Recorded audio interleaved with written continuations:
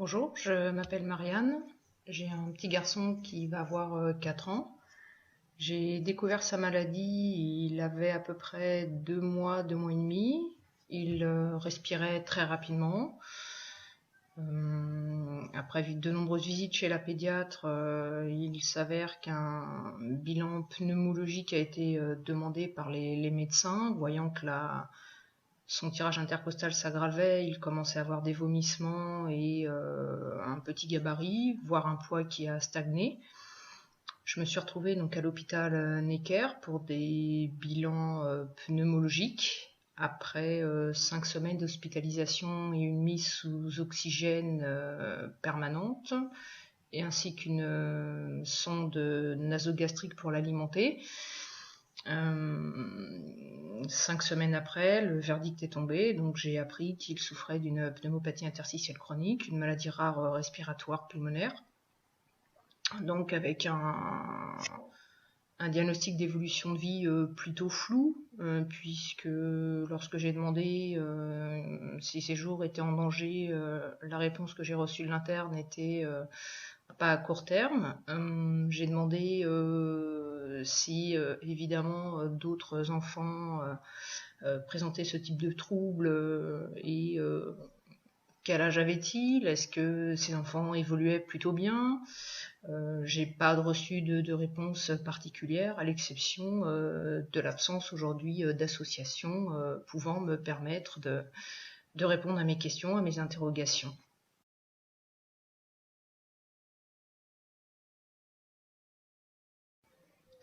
À l'annonce de la maladie, ma première réaction, ça a été bien sûr de pleurer et de craquer, parce que bon, d'un côté, l'attente est très longue, le stress d'imaginer que c'est probablement rien, beaucoup plus de chances que ne soit rien que finalement un problème grave.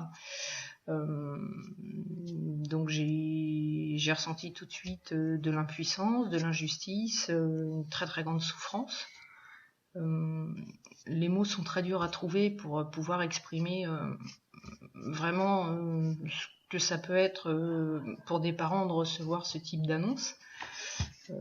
Oui, j'ai pris le ciel sur la tête. Voilà, le monde s'écroule. Une de mes réactions a été de pas vouloir le câliner, de peur de le perdre. J'étais convaincue qu'il allait mourir. Après, c'est sûr que après l'annonce de la maladie, vous êtes suivi, enfin j'ai rencontré plutôt un psychologue qui essaye un petit peu de dédramatiser, de vous prendre en charge et surtout d'éviter ce sentiment de culpabilité qu'on peut avoir dans ces moments-là, d'avoir mis au monde en fait un enfant malade. J'ai été reçue par une assistante sociale qui vous présente les aides auxquelles vous avez le droit pour un enfant handicapé. Là, le terme handicapé, je l'ai très très mal perçu, parce qu'effectivement, mon fils, je le vois pas, et encore aujourd'hui, je le vois pas comme un enfant handicapé. Maintenant, il souffre forcément d'un handicap respiratoire. Donc c'est tout un monde, une vie qui bascule du jour au lendemain dans quelque chose d'extrêmement compliqué, une vie forcément qu'on ne veut pas, mais qui malheureusement est la nôtre. Et voilà, votre vie bascule du jour au lendemain dans presque l'inacceptable, et il n'y a pas de choix. Il faut faire avec. Donc ce sont des annonces qui sont extrêmement compliquées à vivre. Et